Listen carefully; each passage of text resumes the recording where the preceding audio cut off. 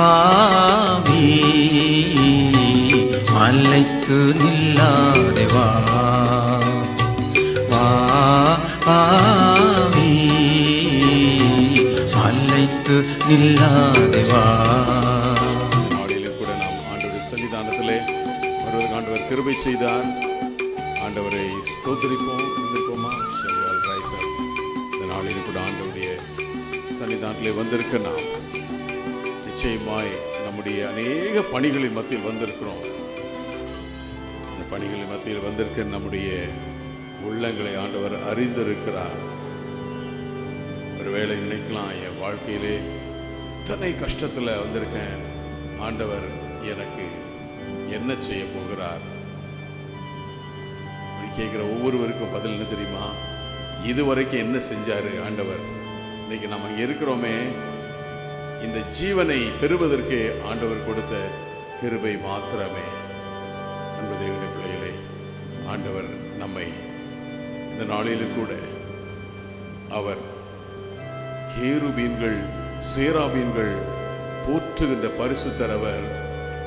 நாம் அவரை போற்றும்படியாய் வாய்ப்பை தந்திருக்கிறாரே. இந்த ஆண்டவரை துதிக்க வேண்டாமா? கண்களை மூடி தெரிந்தால் நோடு கூட ஆண்டவரை மகிமைப்படுத்தும். சிங்காசனத்தில் வீற்றிருக்கும் பரிசுத்தரே பரிசுத்தரே.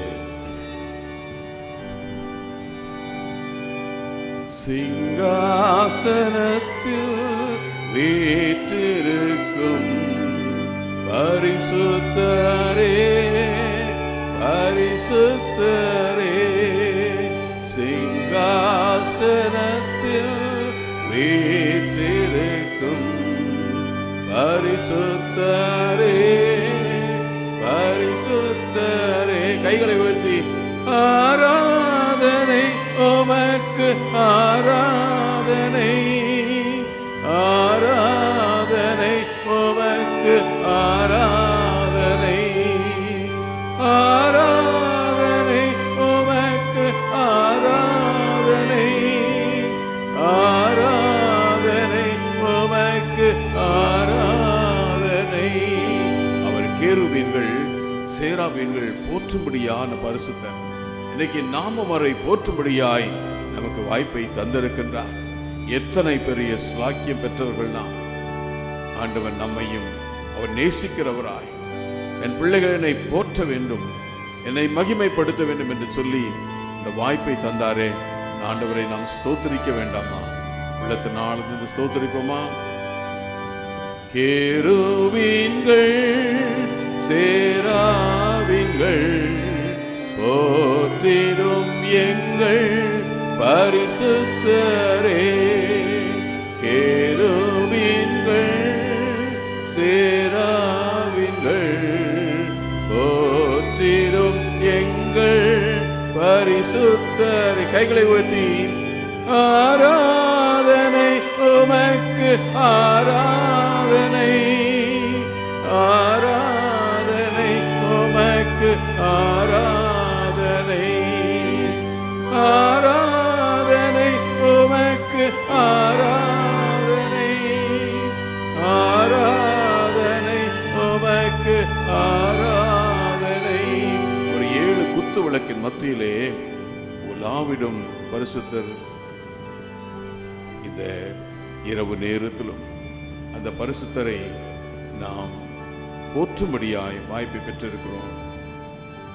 7 குத்துமே மத்தியிலே உலாவிடும் எங்கள் பரிசுத்தரே.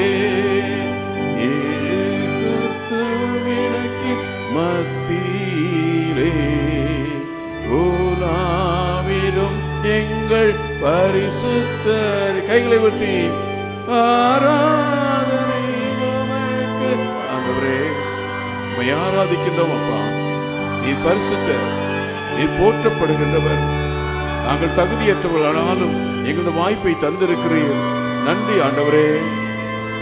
ஆராதனை ஆராதனை உமக்கு ஆராதனை. அவர் ஆதியும் அந்தமும் ஆனவர், அல்பாவும் ஒமேகாவும் ஆனவர். வாழ்க்கையின் தொடக்கமும் முடிவும் அவரே. ஒருவேளை நினைக்கலாம், என் வாழ்க்கை ஆண்டவர் தொடங்கி இருந்தால் ஏன் எனக்கு இந்த பிரச்சனைகள்? அன்பு தேவனுடைய பிள்ளையே, நம்முடைய வாழ்க்கையை தொடங்கினவர் நம்மை கைவிடுகிற தேவனே அல்ல, மாறாக அவர் அல்பாவும் ஒமேகாவுமாய் வாழ்க்கையில் தொடர்ந்து செயல்படுகின்ற தேவன், இறுதி வரை நம்மை கரம் பிடித்து நடத்துகிற தேவன். ஒருவேளை இந்த மாலை நேரத்தில் வந்திருக்கலாம், என் வாழ்க்கையில இப்படிப்பட்ட கஷ்டங்களை நான் எத்தனை ஆண்டுகளாய் சகித்து கொண்டிருக்கிறேன், ஆண்டவர் எனக்கு இன்னும் விடுதலை தரவில்லையே. ஆண்டவர் ஒரு நாளை வைத்திருக்கின்றார். அந்த நாள்ல நாம் நினைத்து பார்க்க முடியாத விடுதலையை இஸ்ரவேல் மக்களுக்கு தங்கள் நம்பிக்கை இழந்த நேரத்திலே மோசே என்ற ஒரு மனிதனை அனுப்பி பலத்த கையோடும் ஓங்கிய பயத்தோடும் அவர்களை புறப்பட பண்ணின தேவன் நம்முடைய வாழ்க்கையில் செய்வார். ஆதியும் அந்தமும் ஆனவரே, அல்பாவும் ஒமேகாவும் ஆனவரே. ஆதியும் அந்தமும் ஆனவரே, அல்பாவும் ஒமேகாவும் ஆனவர். கைகளை விட்டு ஆராதனை உமக்கு ஆராதனை, ஆராதனை உமக்கு ஆராதனை, ஆராதனை உமக்கு ஆராதனை, ஆராதனை உமக்கு ஆராதனை. அவர் பரிசுத்தமும் சத்தியமும் உள்ளவர், தாவீதின் திறவுகோலை உடையவர். அந்த பரிசு சத்தியமான ஆண்டவரை நாம் துதிப்போமா? பரிசுத்தமும் சத்தியம் ஆனவரே, தாவீதின் திறவுகோலை உடையவரே. பரிசுத்தமும் சத்தியமும் ஆனவரே, தாவீதின் திறவுகோலை உடையவரே. ஆராதனை உமக்கு ஆராதனை, ஆராதனை உமக்கு ஆராதனை, ஆராதனை. ஆண்டவரே, நாளில் உம்மை ஆராதிக்கும்படியாய் எங்களுக்கு நீ தந்த நல்ல தருணத்திற்காய் ஸ்தோத்திரிக்கிறோம். ஆராதனை. சிங்காசனத்தில் வீற்றிருக்கும் பரிசுத்தரே, பரிசுத்தரே, சிங்காசனத்தில் வீற்றிருக்கும்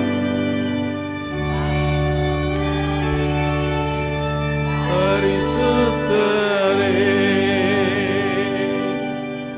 சிங்காசனத்தில் வீற்றிருக்கும் ஆண்டவர் பரிசுத்தர்.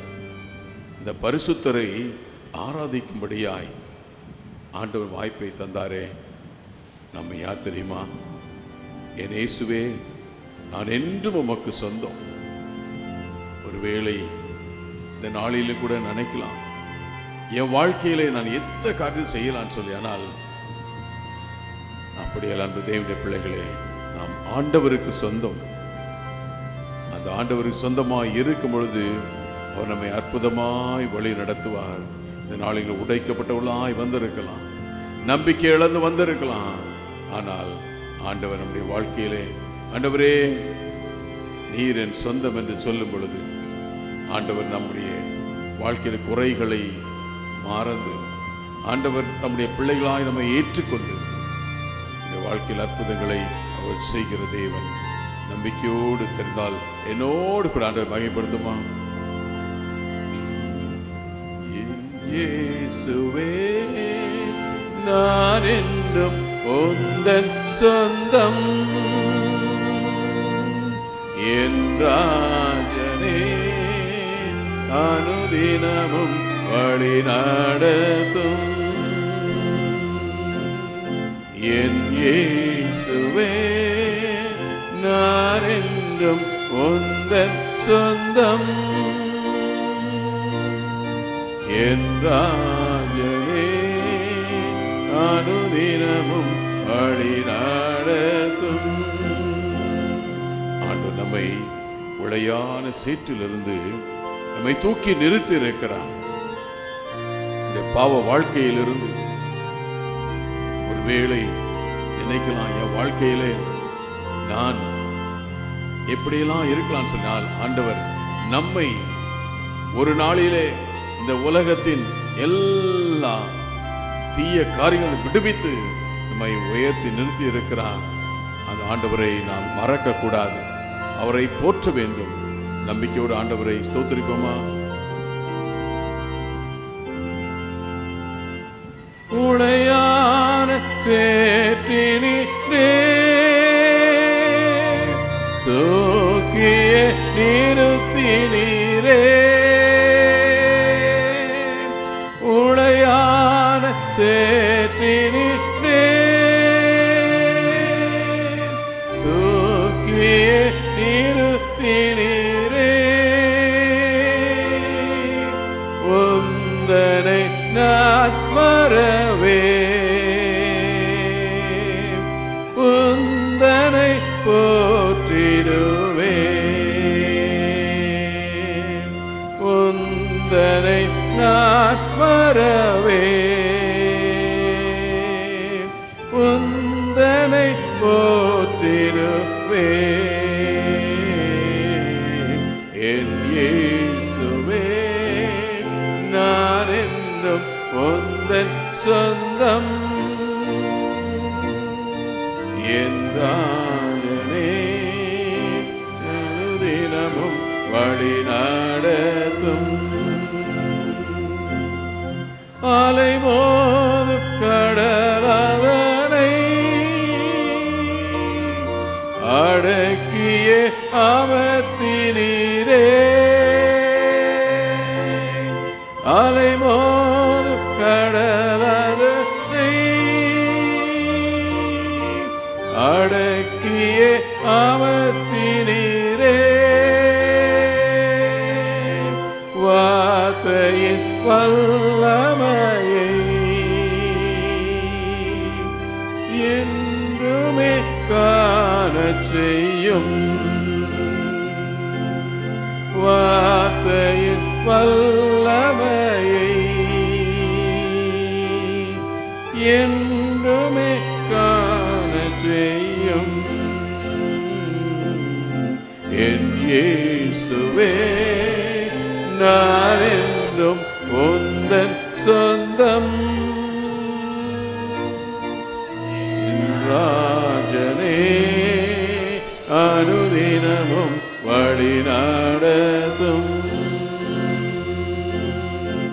என் இயேசுவே நான் என்றும் உந்தன் சொந்தம்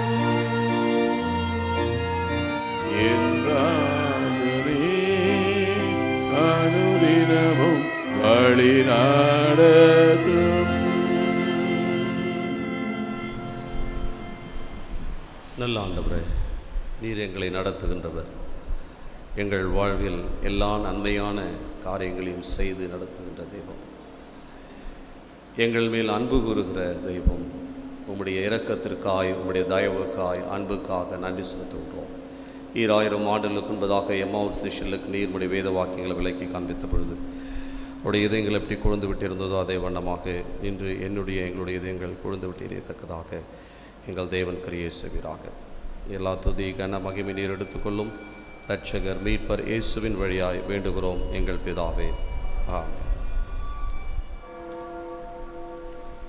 நாம் பாடமாய் வாசித்த வேத பகுதியில் வெளிப்படுத்தும் விசேஷம் 22ஆம் அதிகாரம் 7வது வசனத்தை யாராவது ஒரு வாசிக்கிறேன். இதோ சீக்கிரமாய் வருகிறேன்.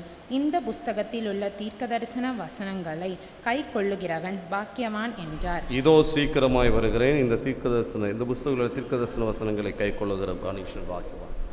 Behold, I come quickly. Blessed is the man who keepeth the saying of the prophecy of this book. இந்த தீர்க்கதரிசன வசனங்களை கை கொள்ளுகிற மனுஷன் பாக்கியவான். கடந்த 2 நாட்களாக ஆவியானவருடைய வழிநடத்தலின்படி எபிரேயர் 10ஆம் அதிகாரம் 29ஆம் வசனத்திலிருந்து கிறிஸ்துவனுடைய வார்த்தையின் முக்கியத்துவத்தையும் அவருடைய இரத்தத்தின் முக்கியத்துவத்தையும் குறிப்பாக பரிசுத்த ஆவியானவரை குறித்து மேலோட்டமான சில காரியங்களை நாம் சிந்திக்க கர்த்தர் உதவி செய்தார். இந்த 3ஆம் நாளிலும் கூட தேவன் தம்முடைய வார்த்தையினாலே உங்களோடு கூட இடைப்படுவாராக. நேற்று தினத்தில் ஒரு கேள்வியை கூட ஒரு நபர் என்னிடத்தில் வந்து கேட்டார்கள். பரிசுத்த ஆவியானவரை குறித்த விளக்கங்கள் எங்களுக்கு இன்னும் கொஞ்சம் ஆழமாக இருந்தால் நன்மையாக இருக்கும் என்று. உண்மையாக சொல்லுகிறேன், பரிசுத்த ஆவியானவருடைய நிழல், அவருடைய இரக்கம், அவருடைய வழிநடத்தல், யார் இயேசு கிறிஸ்துவை சொந்த இரட்சகராக ஏற்றுக்கொள்கிறார்களோ, அவர் இரத்தத்தினால் கழுவப்படுகிறார்களோ, அன்று முதல் அவர்களை பரிசுத்த ஆவியானவர் வழிநடத்த ஆரம்பிக்கின்றார். அவருடைய கரங்களை பிடித்து நடத்துகின்றார். இவைகளுக்கெல்லாம் உலக பிரகாரமான எந்த அடையாளங்களையும் தேட முடியாது. குறிப்பாக அந்நிய பாஷையை குறித்த காரியங்களையும் நேற்றைய முதல் நாள் சில விளக்கங்களை மேலோட்டமாய் தான் கொடுத்திருக்கிறோம். ஆனால் அதை குறித்த எல்லா விளக்கங்களையும் சொல்ல முடியாவிட்டாலும் நாம் எல்லாருக்கும் தெரியணுன்றதுக்காக ஒரு நபர் என்னை கேட்டபடினால் அது விளக்கத்தை கூட இன்றைக்கு நான் கொடுக்கிறேன். யோவான்ல கொரிந்து சபைக்கு பவுலடியார் எழுதுகின்ற போது அதற்கு மிகப்பெரிய ஒரு விளக்கத்தை கொடுத்திருக்கிறார். அப்போஸ்தலர் நடபடிகள் 2ஆம் அதிகாரத்தில் பல மொழி பேசுகிறவர்கள் எல்லாம் ஒரு இடத்திலே கூடுகிறார்கள். அங்கே அவர்கள் கூடுகின்ற பொழுது தேவனுடைய சுவிசேஷம் அறிவிக்கப்பட வேண்டிய கட்டாயம் இருந்தது. அப்போஸ்தலர்கள் மேல் வீட்டறையிலே தேவனை துதித்து பாடிக்கொண்டிருக்கிறார்கள். தேவன் அவர்கள் மேல் அக்கினி நாவாய் இறங்கியிருக்கின்றார். ஒரு டிரான்ஸ்ஃபர்மேஷன் அங்கே நடக்கிறது. விளைவாக தேவனுடைய சுவிசேஷம் உடனடியாகவே தேசங்களுக்கு போக வேண்டும், பல நாடுகளுக்கு போக வேண்டும் என்ற கட்டாயத்தின் காலகட்டம் அது. அப்போ ஒருத்தருடைய லாங்குவேஜ் இன்னொருத்தருடைய லாங்குவேஜ், அங்கே ஏறக்குறைய 16 லாங்குவேஜ் பேசக்கூடியவர்கள் இருக்கின்றார்கள். அவ்வளவு பேருடைய லாங்குவேஜை கற்றுக்கொண்டு பிற்பாடு அவர்களுக்கு சுவிசேஷத்தை சொல்வதற்கு காலமாகும். ஆகையினாலே தேவன் மற்றவர்களுடைய மொழியை பேசக்கூடிய அவர்களை அறியாமலே, பேதுருவை அறியாமலே, அங்கிருந்து அப்போஸ்தலர்கள் தாங்கள் அறியாமலே அங்கே கூடியிருக்கிற பிறருடைய பாஷையை பேச அவர்களுக்கு தேவன் ஒரு வரத்தை அந்த காலகட்டத்துக்கு அந்த சூழ்நிலைக்கு தருகிறார். தேவனுடைய பிள்ளைகள் பிறருடைய மூல பாஷையில் மிகப்பெரிய ஒரு சத்தியமாகிய கிறிஸ்து உலகத்தில் வந்தார், நமக்காய் மரித்தார், உயிர்த்தெழுந்தார் என்ற சத்தியத்தை அவர்கள் சொல்வதற்கு தேவ அபிஷேகம் அவர்களுக்குள்ளே வந்து அவர்கள் அவரவர்கள் மொழியிலே, அதாவது அங்கே கூடியிருக்கின்ற அந்த சந்தையிலே வந்திருக்கின்ற மக்களுடைய அவரவர் மொழியிலே இந்த எபிரேயர்கள் பேசுகிறதை பார்த்து ஆச்சரியப்படுகிறார்கள். இதுதான் அந்நிய பாஷை, அந்நியர் பாஷை, அன்னோன் டங். ஒரு முறை என்னுடைய ஊழிய பாதை தொடக்க நிலையில் ஒரு ஊழியக்காரிடத்தில் நான் கேட்டேன், இது என்னவா இருக்கும் என்று சொல்லி. அப்பொழுது சொன்ன ஒரு அருமையான விளக்கம் எனக்கு திருப்திகரமாக இருந்தது. ஒரு 45 ஆண்டுகளுக்கு முன்பதாக திருவல்லிக்கேணியிலே ஊழியத்துக்கென்று சென்றிருந்தார்கள். பைபிள் லீக் என்கின்ற ஒரு ஊழியத்தை சார்ந்தவர் என்னிடத்தில் இந்த விளக்கத்தை கொடுத்தார். அவர்கள் அந்த ஊழியத்துக்கு கடந்து போன பொழுது தெருக்களிலே திருவல்லிக்கேணியிலே அவர்கள் மெக்காஃபோன் வைத்துக்கொண்டு பாடிக்கொண்டு போகிறார்கள். நடுவிலே ஒரு வயதானவர் ஒருவருடைய கரங்களிலே தெரு பிரசங்கத்தை கொடுத்த பொழுது அவர் ஒரு 15 நிமிடம் அந்நிய பாஷையிலே பேசியிருக்கின்றார். அந்த ஐயாவுக்கு அதுக்கு முன்னாடி அந்த வருங்கள் இல்லை. அங்கிள் ஏதோ பேசுகிறாரேன்னு சொல்லி அவங்களால தடுக்க முடியாத அப்படியே விட்டுட்டாங்க. 15 நிமிஷங்கள் விட்டு விட்டு பேசியிருக்கின்றார். முடிந்த பிற்பாடு அந்த ப்ரொசஷன்லாம் முடிந்து அவர்கள் திரும்பமாக பாடல்கள் பாடி வந்து கொண்டிருக்கும் பொழுது அங்கே அருகில் இருந்த ஒரு முஸ்லீம் சகோதரர்கள் மாஸ்கில் மிகப்பெரிய ஒரு அவளை வழிநடத்தி கொண்டு போகிற ஒரு நபர் வந்து உருது மொழியிலே ஈசா நபியை குறித்து ஏறக்குறைய 15 நிமிடமாய் யார் இப்பொழுது தெளிவாய் சொன்னது என்று கேட்டார். அவ்வளவு நேரமாக இந்த வயதானவர் பேசியது உருது மொழியிலே இயேசு கிறிஸ்துவனுடைய பண்புகளும் இயேசு கிறிஸ்து எதற்காய் வந்தார் என்பதையும் பேசியிருக்கிறார். இது எதற்காக என்றால், அந்த காலகட்டங்களிலே பெண்கள் அதிகமாய் வெளியிலே வருவதற்கு அனுமதிக்கப்படாதிருந்தபடினால் உள்ளே இருந்த பெண்களுக்கும் வீடுகளில் இருந்த பெண்களுக்கும் சத்தியம் போய் சேர வேண்டும் என்ற நோக்கத்திற்காக ஒரு வயதான ஐயாவை ஆண்டவருடைய சுவிசேஷத்தை அறிவிக்கும்படியாக வந்தவர் தமிழில் தான் பேசுகிறார். ஆனால் சென்றடைந்தது என்ன தெரியுமா? உருது மொழியிலே, மூல பாஷையிலே அங்கே இருக்கிற வீடுகளிலே அமர்ந்திருக்கிற பெண்களுக்கு இயேசு கிறிஸ்துவுடைய சுவிசேஷம் அறிவிக்கப்பட்டது. இதுதான் அந்நிய பாஷையுடைய விளக்கம். ஏதோ ஒன்றை பேசி உளறுகிறது அல்ல. அப்படி பேசுகிறவர்கள் தேவனுடைய பரிசுத்த ஆவியானவரை கேலிக்கும் கிண்டலுக்கும் உள்ளாக்குகிறார்கள். அதுதான் உண்மையானது. தேவன் அருளப்படாத ஒன்றை கற்றுக் கொடுக்கிறார்கள். இப்பொழுதெல்லாம் இந்த ஆன்லைனில் கூட சில இயக்கங்கள் இருந்து கொண்டு எப்படி பேசணும், வாயை எப்படி திருப்பணும்லாம் சொல்லி கொடுக்குறாங்க. இதெல்லாம் ஒன்றுக்கும் உதவாதது. மிக அழகாக கலாத்தியருக்கு எழுகின்ற பொழுது 3ஆம் அதிகாரம் 13ஆம் வசனத்திலே மிக தெளிவாக எழுதுகிறார், இவ்விதமான ஆராதனைகளாம் சரீரத்தை பேணுவதற்கே இல்லாமல் வேறு ஒன்றுக்கும் உதவாது. நல்ல பாடல்களை எல்லாம் பாடி நல்ல ஆர்ப்பரித்து அவர்களுக்கு ஏதோ ஒரு மொழிகளை பேசிவிட்டு அடங்கி கடைசியில் சத்தியம் பேசுகிற போது நல்லா தூங்கிட்டு போற விசுவாசிலாம் இருக்கிறாங்க. ஆகையினால கடைசி காலத்தில் தேவனுடைய பிள்ளைகள், ஒருவேளை உங்களுக்கு அந்நிய பாஷைகள் நீங்கள் பேசவில்லை, நீங்கள் கொடுக்கிற விளக்கங்கள், இந்த சமுதாயத்தில் கொடுக்கப்படுகிற விளக்கங்கள் அந்நிய பாஷை என்றுதான். ஒருவேளை நீங்கள் பரலோகத்தின் பாஷையை பேசுவீர்களானால் உங்கள் பரிசுத்த வாழ்வு எப்படி இருக்குது என்று யோசித்து பாருங்கள். பரலோகத்தில் இருக்கிற தேவனோடு பேசுகிற ஒருவனுக்கு அசிங்கங்களுக்கும் அருவருப்புகளுக்கும் தூரமானவனாக இருக்க வேண்டும். பிசாசுக்கு பிறந்தவன் தான் பாவம் செய்வான். தேவனுக்கு பிறந்தவன் பாவம் செய்ய முடியாது என்று எழுதியிருக்கிறது. முழங்காலில் நிற்கிறவன் நிச்சயமாக ஜெயமுள்ள வாழ்வை வாழ்வான். ஆகையினாலே அன்புக்குரிய தேவ பிள்ளைகளை, இந்த சாயங்கால அந்த விளக்கத்தை மாத்திரம் சொல்லும்படியாக யோசித்தேன். நேற்று தினத்தில் ஒரு நபர் என்னிடத்தில் விளக்கத்தை கேட்டபடினாலே, கிறிஸ்துவுக்குள் பிரியமானவர்களே, வேறு உலகத்தில் இருக்கிற வேறு ஏதோ ஒரு மொழியை அந்த காலகட்டத்தில் சுவிசேஷம் அறிவிக்கப்பட வேண்டும். இன்றைக்கு உலகத்தில் அந்நிய பாஷை என்பதற்கான அவசியம் குறைவு என்பதை மறந்து போகாதிருங்கள். இன்னைக்கு எல்லா இடத்துலையும் ஈஸியாக இன்டர்பிரேட்டர் இருக்கிறாங்க, டிரான்ஸ்லேட்டர் இருக்கிறாங்க. அன்றைக்கு அவசியப்பட்டது, அந்த காலகட்டத்தில் அது அவசியமாக இருந்தது. ஆகையினாலே அதை ஆண்டவர் அனுப்பினார். உடனே சுவிசேஷம் மிக வேகமாக பரவிற்று. அவர்கள் அறியாத மொழியெல்லாம் பேசி தேவனுடைய மகத்துவத்தை சொல்ல ஆரம்பித்தார்கள். இதுதான் necessity. there was a necessity to speak unknown tongues. இப்போ அது அவசியமே இல்லை என்று கூட நம்ம கருத்தில் கொள்ளலாம். இங்கே யாராவது ஒரு இந்திக்காரரோ ஒருவேளை இந்த இடத்துல வேறு ஒரு மொழியை பேசுகிறவர் இங்கே இருப்பாரானால், அவர் ஜெபிப்பாரானால் என்னாவை கூட கர்த்தர் மாற்ற முடியும். ஆகையினால அவசியமில்லாத வார்த்தைகள் எல்லாம் உலர்கிறது. தேவனுடைய ஆவிக்கு விரோதமாக ஒரு கோவாக்கினை வருவிக்கக்கூடிய செயலாக இருக்கிறது என்பதை மறந்து போகாதிருங்கள். பிறர் செய்கிறது போல, அது எப்படின்னு சொன்னால், பரிசுத்த ஆவியான வர்றதுக்கு அடையாளமே இப்பெல்லாம் கொட்டு நல்லா வேகம் அடித்தா வருவார், அப்புறமா எங்கே போவார்னே தெரியாது.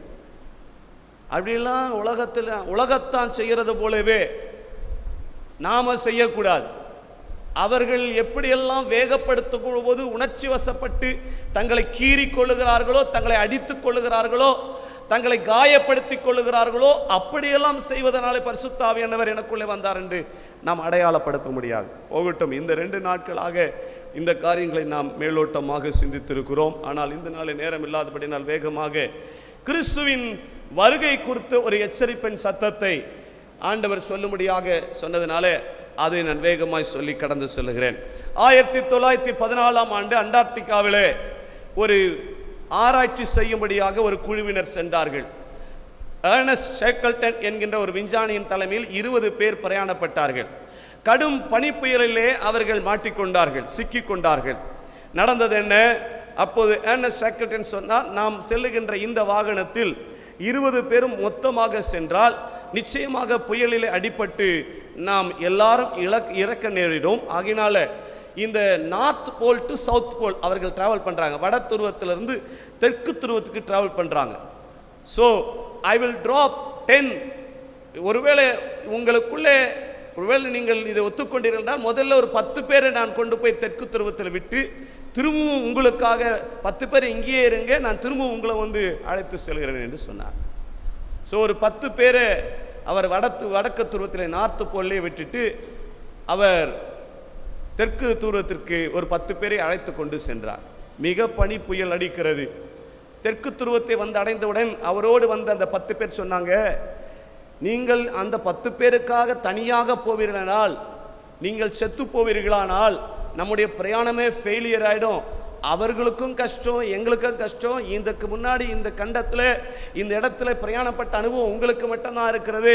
ஆகினாலே லெட் தம் டை, அவங்க மரித்து போகட்டும், நீங்கள் அவங்களுக்காக போகக்கூடாது என்று சொல்லி அவரை வற்புறுத்தினார்கள். ஆனால் அவர் சொன்னார், I promise them that I will come back for them. நான் அவர்களிடத்தில் வாக்கு பண்ணியிருக்கிறேன், வாக்கு பண்ணவன் நான் நிச்சயம் மாறக்கூடாது. நீங்கள் இங்கே இந்த இடத்துல பாதுகாப்பான இடத்துல இருங்கள். I will go for them, அவர்களுக்காக நான் போவேன். I will bring them back, அவர்களை திரும்பியும் கொண்டு வருவேன். Because I promise them that I will come back for them, நான் அவர்களுக்காய் திரும்பி வருவேன் என்று சொல்லி வாக்குரைத்திருக்கிறேன், நான் அதை செய்வேன் என்று. கடும் பனி புயலிலே தனியாக வடக்கு துருவத்திலே காத்திருக்க அந்த 10 பேருக்காக அவர் சென்றார். தூரத்தில் சாக்கிள்டன் வருகிற வரையும் உயிர் பணை வைத்துக் கொண்டு 10 பேர் காத்திருக்கிறார்கள். அவர் வந்தபோது அவரை கரமாசைத்து அழைக்கிறார்கள். கிறிஸ்துவுக்குள் பிரியமான தேவனுடைய பிள்ளைகளே, அவர் அந்த 10 பேரையும் அணைத்துக் கொண்டு சென்றார் என்று ஒரு புத்தகத்தில் வாசித்தேன். கிறிஸ்துவுக்குள் அன்பான சகோதரனே சகோதரியே, இந்த உலகத்தில் பிறந்து மரித்து இந்த நாசியில சுவாசம் உள்ள அந்த மனுஷனே தான் சொன்னதை செய்ய வேண்டும் என்று பல விதமான நெருக்கடிகளையும் சந்தித்து போய் அந்த 10 பேரை அழைக்க செல்வானாகில் 2000 ஆண்டுகளுக்கு இதோ நான் சீக்கிரமாய் வரேன் என்று வாக்களித்த ஆண்டவராக இயேசு கிறிஸ்து சீக்கிரமாய் வருவார் என்பதில் எந்த மாற்றமும் இல்லை. அல்லேலூயா. He will come back for us. ஒரு சாதாரண மனுஷன் தான் சொன்ன வாக்கை மாறக்கூடாது என்று நினைப்பானாகில், என் ஆண்டவராக இயேசு கிறிஸ்து நிச்சயமாய் வருவேன் என்று சொன்னவர் வரப்போகிறார் என்பதை மறந்து போகாதிருங்கள். இந்த அச்சமும் இந்த பயமும் இல்லாத இருக்கிறபடினால்தான் இன்றைக்கு உலகத்தில் அநேக கிறிஸ்தவ சமுதாயத்திலே அநேக தப்பிதங்களை செய்து கொண்டிருக்கிறார்கள். கிறிஸ்துவுக்குள் பிரியமான சகோதரனே சகோதரியே, இந்த நாட்களிலே இயேசு கிறிஸ்துவின் வருகையை குறித்த ஒரு அச்சம் இல்லாதவர்களாக இருக்கிறார்கள். கடந்த 2 நாட்களும் கர்த்தருடைய ஆவியானவர் நம்மோடு கூட பேசின வார்த்தை என்ன தெரியுமா? கிறிஸ்தவர்களுக்காக எழுதப்பட்ட வார்த்தை, ரட்சிக்கப்பட்டவர்களுக்காக எழுதப்பட்ட வார்த்தை. காலின் கீழே கிறிஸ்துவை மிதிக்கிறவர்களும் அவருடைய ரத்தத்தை அசுத்தமாய் என்று எண்ணுகிறவர்களும் தேவனுடைய ஆவியானவரை அவர்கள் அசட்டை பண்ணுகிறவர்களும் அந்நியர்கள் அல்ல. அந்த பகுதி எழுதப்பட்டதே ரட்சிக்கப்பட்டவர்கள் செய்கிறது அநியாயத்தை சுட்டி காண்பித்து, அவருடைய கரங்களில், ஜீவனுள்ள தேவனுடைய கரங்களில் விழுகிறது மிகப்பெரிய பயங்கரம் என்பதை மறந்து போகக்கூடாது. கிறிஸ்துவுக்குள் அன்பான சகோதரனே சகோதரியே, இந்த 22ஆம் அதிகாரத்திலே வெளிப்படுத்த விசேஷம் 22ஆம் அதிகாரத்திலே நான் ஒரு கேள்வியை நான் கேட்க முடியாது. ஆனால் சில காரியங்கள் நீங்கள் அறிந்து வைத்திருக்க வேண்டும். இந்த 22ஆம் அதிகாரத்திலே இயேசு கிறிஸ்து தன்னுடைய ஊழியக்காரர் மூலமாக எச்சரித்து 3 முறை சொல்லுகிறார், இதோ நான் சீக்கிரமாய் வருகிறேன் என்று சொல்லி. ஏன் அதை 3 முறை சொல்லுகிறார்? அடிக்கடி ஏன் அது ஒரே அதிகாரத்திலே உபயோகப்படுத்தப்படுகிறது என்று நான் உட்கார்ந்து யோசித்த பொழுது, மனுஷன் தேவனை குறித்த அவருடைய வருகை குறித்து அசட்டியா இருப்பார்கள் என்று சொல்லி அறிந்தபடினால்தான் அவர் திரும்பவும் ஜாக்கிரதை உடையவர்களாயிருங்கள், பி கேர்ஃபுல் என்று சொல்லி ஆண்டவர் தம்முடைய வசனங்களின் மூலமாக பிள்ளைகளை எச்சரித்து என் வருகைக்கு நீங்கள் ஆயத்தப்படுங்கள் என்பதற்காக இந்த 3 முறையும் சொல்லியிருக்கிறார். இந்த 3 முறையும் எதற்காக அவர் சொன்னார் என்பதை நாம் தியானிக்க இருக்கும் என்பதாக கிறிஸ்துவுக்குள் பிரியமான தேவனுடைய பிள்ளைகளே, இந்த கடைசி காலங்களின் அடையாளங்களை நீங்கள் அறிந்து கொள்ளுங்கள். இந்த உலகம் சீக்கிரம் அழிய போகிறது என்பதிலே எந்த சந்தேகமும் இல்லை. இந்த உலகத்தினுடைய முடிவு மிக அருகில் இருக்கிறது என்பதை நீங்கள் மறந்து போகாதிருங்கள். என் அன்பு சகோதரனே சகோதரியே, இதையெல்லாம் உணர்ந்தவர்களாய் நீங்கள் நானும் இருக்கிறீர்கள். இந்த உலகத்தின் அழிவை குறித்த ஞானமற்றவர்களாய் அநேகர் இருக்கிறார்கள், தேவனை அறியாதவர்கள். ஆனால் இந்த வேதாகமத்தை படித்து அதனுடைய சத்தியங்களை தெரிந்திருக்கிற பிள்ளைகள் ஒருவரும் இயேசு கிறிஸ்துவின் வருகையின் அடையாளங்களை மறுத்து பேச முடியாது, மறக்க முடியாது. இதை நீங்கள் உணர்ந்தவர்களாக இருக்க வேண்டும். என்றால் இந்த உலகத்தின் முடிவு எப்படி இருக்கும் என்று துல்லியமாக சொல்லப்பட்ட ஒரே புத்தகம் என் ஆண்டவராக இயேசு கிறிஸ்துவின் திருவசனம். அல்லேலூயா. It's a wonderful book. It talks about the last days of the world. உலகத்தின் அனைத்து நிகழ்வுகளும் எப்படி இருக்கும் என்று துல்லியமாக சொல்லப்பட்ட ஒரு புத்தகம் என்றால் இந்த உலகத்திலே ஆண்டவராகிய இயேசு கிறிஸ்துவினுடைய இந்த திருவசனம் தான். கிறிஸ்துவுக்குள் பிரியமானவர்களை எப்படி இது ஆகும் என்று நீங்கள் கேட்கலாம். ஒருவேளை இந்த கடைசி காலத்தினுடைய அடையாளங்கள் என்ன என்று கேட்கலாம். அதுக்கு எல்லா வசனங்களையும் சொல்வதற்கு நேரம் இல்லை. அது சொல்லக்கூடுமானால் என் வாழ்நாள் போதாது. அப்பேற்பட்ட மிகப்பெரிய சத்தியங்கள் எல்லாம் என் ஆண்டவர் இந்த வேத வசனத்தில் வைத்திருக்கின்றார். ஒருவேளை ஒரு சில உலகத்தில் நடக்கிற மாற்றங்களை உங்களுக்கு காண்பித்து இந்த வசனத்துக்குள்ளாய் கடந்து செல்லுகிறேன். கிறிஸ்துவுக்குள் அன்பான சகோதரனே சகோதரியே, ஒரு 20 வருடங்களுக்கு முன்பதாக 1980 வருடத்துக்கு முன்பதாக இந்த உலகத்திலே சிப் ரெவல்யூஷன் என்பது யாருமே அறிந்தில்லாத ஒன்று. கோட் என்றது, பார்கோட் என்றது யாரும் அறியாத ஒன்று. கிறிஸ்துவுக்குள் அன்பான சகோதரனே சகோதரியே, 1984 ஆண்டிலே டிஜிட்டல் கம்யூனிகேஷன் முதலே அமெரிக்க தேசத்திலே உண்டாகிறது. இதற்கு முன்பதாக ஒரு டிஜிட்டல் கம்யூனிகேஷன் என்றாலே எந்த நாடும் அறியாத ஒன்று. பார்கோட்ஸ் என்கின்றவைகள் எல்லாம் உலகத்தில் இதற்கு முன்பதாக இருந்ததில்லை. 1980க்குள்ளே முன்பதாக இப்படிப்பட்ட அடையாளங்களை நாடுகள் பின்பற்றவில்லை. ரோபோட், கம்ப்யூட்டர் என்கின்ற மனுஷர்கள் இவர்களெல்லாம் முன்னாடி நாட்களிலே ஒரு 40 ஆண்டுகளுக்கு முன்னாடி எங்கேயும் அறியப்படாத ஒன்று. கிறிஸ்துவுக்குள் அன்பான சகோதரனே சகோதரியே, சிப் ரெவல்யூஷன் என்பது இன்றைக்கு எப்படி வளர்ந்திருக்கிறது தெரியுமா? ஒரு சின்ன ஒரு காப்பர் தகடிலே அவ்வளவு விவரங்களையும் வைத்திருக்கிறார்கள். இந்த நாட்களிலே உங்களுடைய வாகனத்துடைய ஆர்சி புக் மிகப்பெரிய புக்காக இருந்தது. இப்போ புக் இல்லை, ஒரு ஸ்மார்ட் கார்டாய் மாறி இருக்கிறது. ரேஷன் கார்டு ஒரு ஸ்மார்ட் கார்டாய் மாறி இருக்கிறது. கிறிஸ்துவுக்குள் பிரியமானவர்களே, அநேக விவரங்கள் ஒரு சின்ன ஒரு கார்டுக்குள்ளே மறைந்து கொடுக்கிறது. உங்களுடைய பேங்க் சம்பந்தமான காரியங்கள் ஒரு சின்ன கார்டுக்குள்ளே அடங்கி இருக்கிறது. கிறிஸ்துவுக்குள் அன்பான சகோதரனே சகோதரியே, இது எல்லாம் கிறிஸ்துவினுடைய வருகைக்கு மிகப்பெரிய அடையாளங்கள் என்பதை நீங்கள் மறந்துவிடக் கூடாது. வேதம் சொல்லுகிறது, இயேசு கிறிஸ்துவின் வருகை வருவதற்கு முன்னதாக உலகத்தினுடைய அனைத்து காலம் சுருங்கி போய்விடும் என்று தானியேல் சொல்லுகின்றார். எல்லாம் கையளவுக்குள்ளே வந்துவிடும் என்று தானியேல் உரைக்கிறார். வசனத்தை சொல்லி வாசிப்பதற்கு நேரமில்லை. கிறிஸ்துவில் சகோதரனே, கிறிஸ்துவுக்குள் அன்பான சகோதரனே சகோதரியே, உலகம் முழுவதும் கைக்குள் அடக்கி வைத்துக் கொள்வார்கள். இது விஞ்ஞானத்தின் வளர்ச்சியாக இருக்கும். மனிதர்கள் இங்கும் அங்குமாய் சென்று ஆராய்ந்து புதிய கண்டுபிடிப்புகளை கண்டுபிடிப்பார்கள் என்று பல ஆயிரம் நூற்றாண்டுகளுக்கு முன்னாடி தானியேல் மூலமாக கர்த்தர் துல்லியமாக இந்த காரியங்களை சத்தியத்தை சொல்லியிருக்கிறார். அது இந்த நாட்களிலே எல்லாருடைய கரங்களிலும் இருக்கிற மொபைல் போன் மூலமாக வெளிப்பட்டிருக்கிறது. உலகமே இன்றைக்கு உலகமே உங்கள் கரங்களில் இருக்கிறது. கிறிஸ்துவுக்குள் பிரியமான சகோதரனே சகோதரியே, இந்த உலகத்தின் வாழ்க்கையை நீங்கள் பார்க்கின்ற போது இந்த உலகத்தின் வாழ்க்கை ஒன்றும் இந்த வசனத்துக்கு ஒத்துதான் போய் கொண்டிருக்கிறது தவிர யாரும் இந்த வசனத்துக்கு இந்த வசனத்தை நம்ப முடியாது, இதற்குள்ள இருக்கிறது நாங்கள் கீழ்ப்படியும் என்று அவசியம் என்று சொல்ல முடியாது. இதெல்லாம் ஆண்டவர் 2000 பல ஆண்டுகள் நூற்றாண்டுக்கு முன்பதாக தானியேல் மூலமாகவும் யோவேல் மூலமாகவும் அநேக தேவ தீர்க்கதரிசிகள் மூலமாக கர்த்தர் வெளிப்படுத்தி இருக்கிறார். கிறிஸ்துவுக்குள் அன்பான சகோதரனே சகோதரியே, இந்த கம்ப்யூட்டர் எஜுகேஷன் இந்த நாட்களில் எவ்வளவு அழகாய் வந்திருக்க பாருங்க. இப்ப ஏஐ, ஆர்டிபிஷியல் இன்டெலிஜென்ட் என்று ஒன்று வந்திருக்கிறது. நீங்கள் எத்தனை விதமாக சிந்திக்கிறதையும் உடனே நீங்கள் என்ன சிந்திக்கிறீர்களோ அதை அப்படியே செய்ய போகிறது. இப்பொழுது அந்த எலன் மாஸ்க் என்கின்ற ஒரு உலக பணக்காரர்கள் இருக்கக்கூடிய மனுஷன், அவருடைய புதிய கண்டுபிடிப்புகள் ஒன்றாக மூளையிலிருந்து ஒரு தலையில ஒரு ஓட்டை போட்டு அதுக்குள்ளே ஒரு சிப்பை அனுப்பி அந்த மூளைக்குள்ளே அது ஊடுருவி என்ன செய்ய போகிறது என்று சொன்னால், அவர் என்னெல்லாம் நினைக்கிறாரோ அவர் கைகளை அசைக்க வேண்டியதில்லை. அவர் என்ன நினைக்கிறாரோ அதை அப்படியே அது செய்ய போகிறது. இப்படி உலகத்தின் விஞ்ஞானங்கள் எல்லாம் வளர்ந்திருப்பதற்கு காரணம் என் ஆண்டவராக இயேசு கிறிஸ்து தானியேல் புத்தகத்தில் சொன்ன வாக்குத்தத்தங்கள் நிறைவேறிக் கொண்டிருக்கிறது. எத்தனை பேர் விசுவாசிக்கிறீங்க? அல்லேலூயா. It's a wonderful book. இந்த உலகத்தில் யாருமே இந்த வேதாகமத்தை மறுத்து பேச முடியாது. அப்படி மறுத்து பேசினவர்கள் உலகத்தில் இல்லாமல் போயிருக்கிறார்கள் தவிர இந்த வேதாகமம் என்றைக்கும் நிலைத்திருக்கும். வேதம் சொல்கிறது, உலகம் அழிந்து போகும், வானமும் பூமி ஒழிந்து போகும், இந்த வார்த்தையோ ஒழியாது. It's a wonderful book. It's a living word. கிறிஸ்துவுக்குள் பிரியமான சகோதரனே சகோதரியே, இது ஆண்டவருடைய புத்தகம், ஒரு மிகப்பெரிய ஒரு உண்மையின் புத்தகம். 1947 ஆண்டு வரைக்கும், இந்த 1947 ஆண்டு வரைக்கும் நீங்க யோசித்து பாருங்க, இந்த உலகத்தில் இந்த இஸ்ரவேல் நாடு உருவாகும் என்ற ஒரு நிலையே இல்லாமல் இருந்தது. எத்தனையோ பேர் யோசித்தார்கள் இஸ்ரவேல் நாடு உண்டாகுமோ. ஆனால் எங்கெங்கோ சிதறி கிடந்தார்கள். எப்படி சிதறடிக்கப்பட்டார்கள் தெரியுமா? ஹிட்லர் என்ற கொடுமையான ஒரு மனிதன் மூலமாக இஸ்ரவேலின் மக்கள் இங்கும் அங்குமாக சிதறடிக்கப்பட்டார்கள். எப்படி கொன்று குவித்தார்கள் தெரியுமா?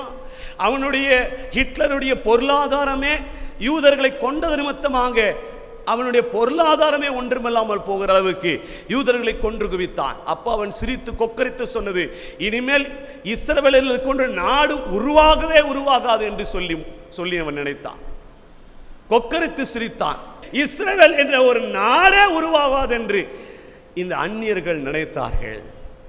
ஆனால் என் ஆண்டவரோ அவர்களை இங்கும் இங்கும் சதறி கடந்தவர்களை சொன்னாரு, என் ஜனத்தை நான் கூட்டி சேருவேன். கரங்களை தட்டி கர்த்தரை மகிமைப்படுத்துங்க.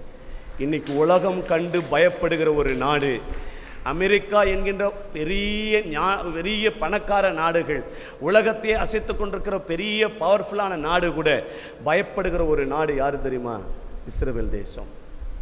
இந்த இஸ்ரவேல் தேசத்தை கண்டு அவருடைய விஞ்ஞான அறிவை கண்டு பயப்படுகிறார்கள்.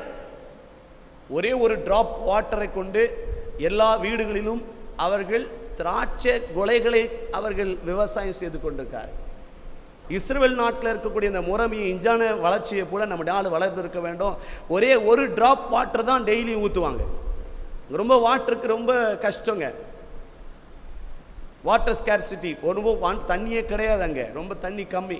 அங்கே போய் ஜூஸ் கொடுக்குறாங்க, என்ன கொடுக்குறாங்க, ஆனால் தண்ணி பாட்டில் கொடுக்க மாட்டாங்க. அப்படிப்பட்ட இடத்துல அங்கே ஒரே ஒரு டிராப் வாட்டரில் வீடுக்கு மாடியில் விவசாயம் செய்கிறார்களாம். ஆகையினால தான் அங்கிருந்து விஞ்ஞானிகளை அழைத்து வந்திருக்கிறார். யோசித்து பாருங்கள், எவ்வளவு பவர்ஃபுல்லாக கர்த்தர் வைத்திருக்கிறார். நாடே உருவாகாது என்று சொல்லி நினைத்த அந்த நாட்டை 50 ஆண்டுகளுக்கு முன்பாக இந்த உலகத்தினுடைய ஐக்கிய நாடு சபை அங்கீகரிக்கிற ஒரு நாடாய் என் ஆண்டவர் ஏற்படுத்தியிருக்கிறார் என்றால் அவர் சொன்னதை செய்து முடிக்கிறவர். ஹல்லேலூயா. இது எல்லாம் இன்றைக்கு அறியாமல் இருக்கிறோமோ? 1200 முறை சிட்டி ஆஃப் பீஸ் என்று சொல்லப்படுகிற சமாதானத்தின் நகரம் என்று சொல்லி வேதத்தில் 1200 முறை மென்ஷன் பண்ணப்பட்ட அந்த ஊர் சமாதானம் இல்லாமல் இருந்த பொழுது அதை கர்த்தர் இழுத்து கொண்டு வருகிறார். வேதம் சொல்கிறது, எருசலேமின் நன்மைக்காக வேண்டிக் கொள்ளுங்கள். Pray for Jerusalem. அது ஒரு பெரிய ஆசீர்வாதம். எத்தனை பேர் எருசலேமின் நகரத்துக்காக ஜெபிக்கிறீர்கள்? யாரும் ஜெபம் பண்றது இல்லையா? படிச்சிருக்கீங்களா இல்லையா வசனத்தை?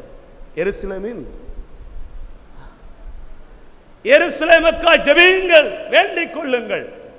It is a duty for every Christian. எல்லா கிறிஸ்தவனும் எருசலேம் நகரத்துக்காய், தேவனுடைய நகரம். பாட்டு பாருங்க,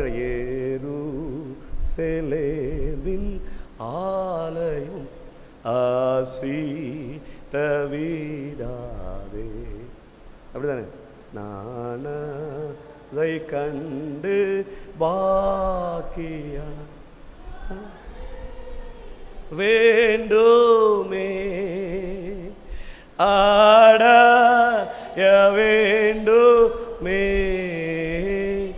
நாடைய வேண்டுமே, நானதை கண்டு பாக்கியம் ஆடைய வேண்டுமே. இயேசுவின் சொந்த நகரம் அது. அல்லேலூயா.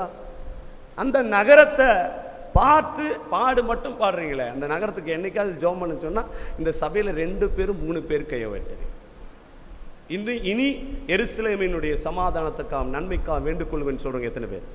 நான் இனிமேல் ஜெபம் பண்ணும் போதெல்லாம் எருசலேமுக்காக ஜெபிப்பேன். இப்போ கூட கையை கட்டிட்டு சில ஆண்கள் உட்கார்ந்துருக்கீங்களே, நாங்கள் செய்ய மாட்டோம். ஆண்டவர் கொடுத்த ஒரு வேண்டுகோள், இது ஒரு ரெக்வெஸ்ட் நம்ம கிட்ட கொடுத்திருக்காரு. நீங்கள் வேண்டிக் கொள்ளுங்கள் எருசலேமுக்காக. 2ஆம் வருகையிலே இந்த நகரம் உயர்ந்து நிற்க போகிறது. இந்த நகரத்தினுடைய உச்சக்கட்டத்தை யாருமே மறுக்க முடியாது. கிறிஸ்துவுக்குள் அன்பான சகோதரனே சகோதரியே, இந்த நாட்டினை எப்படியாகிலும் அழித்து போக வேண்டும் என்று நினைத்தார்கள். எத்தனையோ ராஜாக்கள் வந்தார்கள், எத்தனையோ நாட்கள் கடந்து போனது.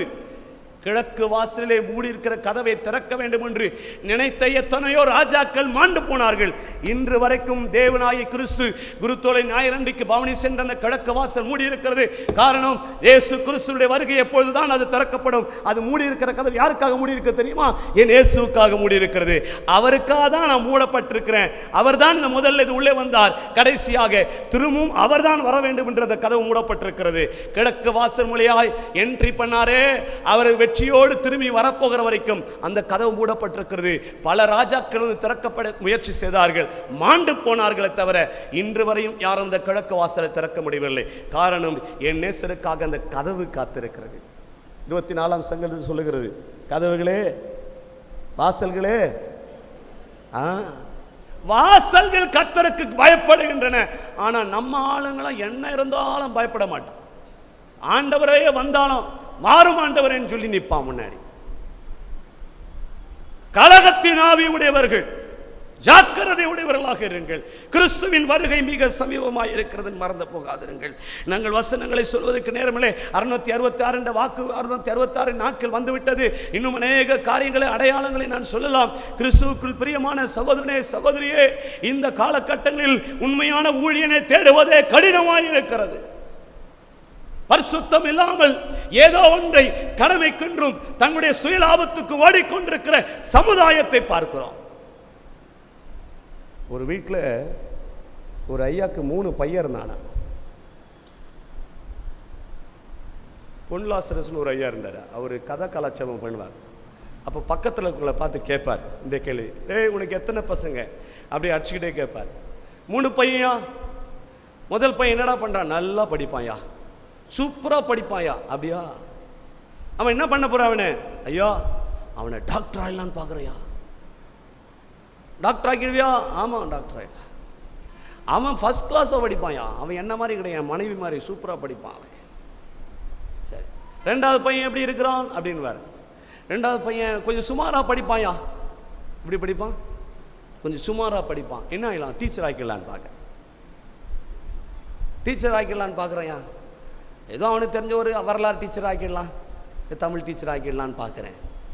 3வது பையன், நான் என் கண்ணால் பார்த்து காதால் கேட்டதை சொல்கிறேன். அப்படியே அந்த கலாச்சாரம் பண்ணிக்கிட்டே பாடிக்கிட்டே கேட்பார் அவருடைய ஸ்டைலில். 3வது பையன், ஐயோ அவன் மக்கியா, மடச்சாம்பிராணி, அவன் என்ன பண்ண போற? அதான் பாஸ்ட் ஆக்கலான்னு பார்க்குறேயா. மக்கும் மடச்சாம்பிராணி, எங்க விடுறது? உலகத்தில் விட்டு அவன் பிச்சை கூட எடுக்க முடியாது. அதான் பாஸ்ட் ஆக்கலான்னு பார்க்குறையா. எனக்கு நீங்கள் கொடுக்கிற காணிக்கைகள் நொண்டியை கொடுக்கிறீர்கள். நீங்கள் கொடுக்கிறது கீரலும் பீருண்டதை கொடுக்கிறீர்கள், என்னை அவமானப்படுத்துகிறீர்கள். இயற்கையா ஒருத்தர் ரொம்ப கஷ்டப்பட்டு கர்த்தர் ஒரு மீனவர் கூட தான் கூப்பிட்டாரு, படிக்காதவங்க கூப்பிட்டாரு, அதெல்லாம் நான் தப்புன்னு சொல்லலை. பிளான் பண்ணும் போதே பிள்ளைகளை இவன் படிப்பு வரல, இவனை பேசாம ஊழியத்துக்கு போடலான்னு சொல்லக்கூடாது. பார்த்தீங்களா எப்படியெல்லாம் மனுஷங்க திட்டமுறை. ரொம்ப அடங்காப்பிடாரையா இருந்தால் ஆண்டவரே நான் உமக்கு கொடுத்துட்றேன்றது. ஏன்னா நாங்கள் கண்ட்ரோல் பண்ண முடியல சாமி, உங்களுக்கு கொடுத்துட்றோம். எப்படியெல்லாம் நம்மால் தப்பிக்கிறான் பாரு. யோசித்து பாருங்கள். வெகு சீக்கிரத்தில் கிறிஸ்து வரப்போகிறார். ஆனால் நாமோ நொண்டியும் பீருண்டதையும் கீழ் உள்ளதையும் கர்த்தருக்கு கொடுக்கிறோம். பயமே கிடையாது. ஈஸ்டர் அன்னைக்கு காலையில்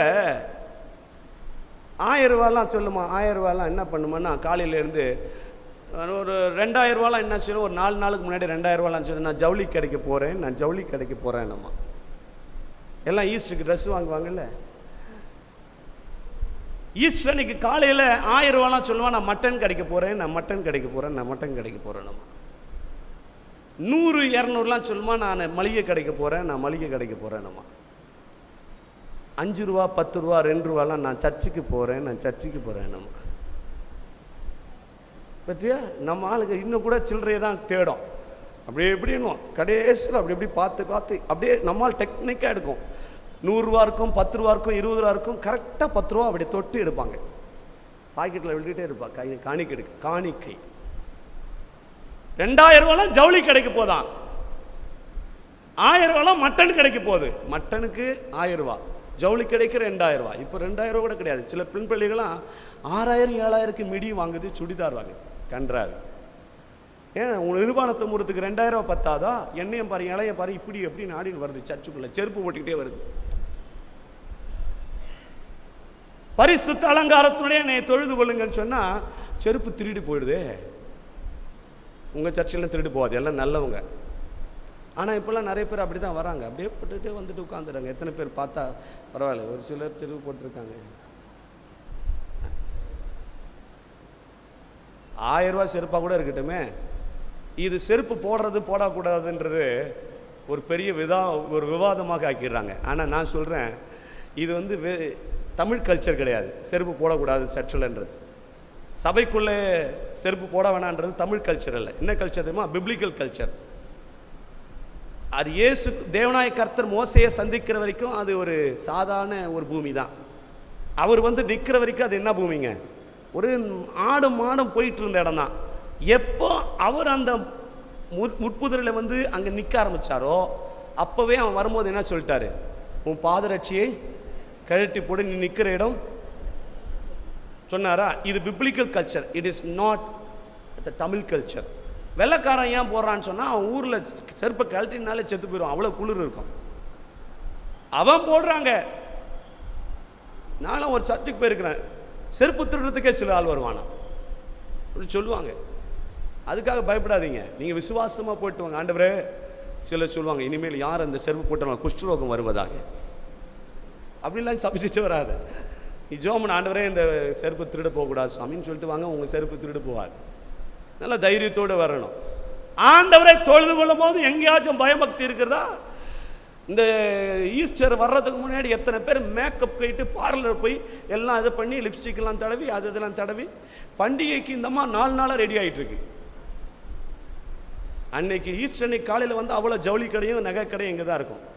நடிகர்கள்லாம் இங்கே வந்துடுவாங்க. ஐயோ என்ன மாதிரி இருக்கும்.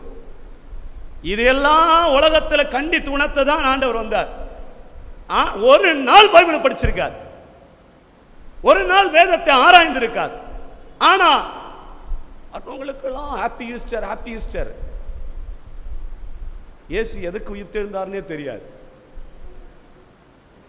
கிறிஸ்துவுக்குள் பிரியமான சகோதரனே சகோதரியே, அடையாளங்களை சொல்லுவதற்கு நேரம் இல்லை. இந்த சத்திய வசனம் என்ன தெரியுமா சொல்லுகிறது? இயேசு கிறிஸ்துவினுடைய வார்த்தை இறந்த காலத்தையும் நிகழ்காலத்தையும் வருங்காலத்தையும் குறித்து பேசுகிற ஒரே புஸ்தகம் என் ஆண்டவராக இயேசு கிறிஸ்துவினுடைய வேத புஸ்தகம் தான். ஏறக்குறைய 40 அரசர்கள் இஸ்ரவேலிலும் யூதாவிலும் அரசாண்ட காலத்திலே 26 அந்நிய ராஜாக்கள் ஆட்சி செய்ததாக ஆராய்ச்சியாளர் சொல்லுகிறார்கள். அதை கணக்கிடப்படும் துல்லியமாய் நேர காலங்கள் எல்லாம் அழகாக வேதாகமத்தில் மென்ஷன் பண்ணப்பட்டிருக்கிறது.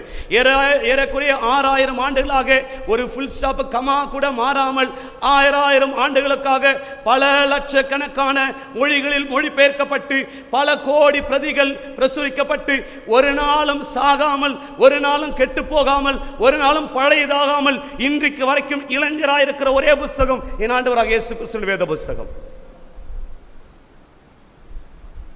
இந்த more than 6000 years ஒரு கமா ஃபுல் ஸ்டாப் கூட மாறாம தெளிவாக ஒரு பிழையும் இல்லாமல் பிரயாணிக்கிற ஒரே புஸ்தகம் என் ஆண்டவராக இயேசு கிறிஸ்துவின் புஸ்தகம். சர் வில்லியம் ராம்சே என்கின்ற சயின்டிஸ்ட் சொல்லுகின்றார், என் ஆண்டவராக இயேசு கிறிஸ்துவின் புஸ்தகம் இந்த உலகத்தில் ஞானத்துக்கெல்லாம் சிறந்த ஞானத்தை கொடுக்கிற புஸ்தகம்.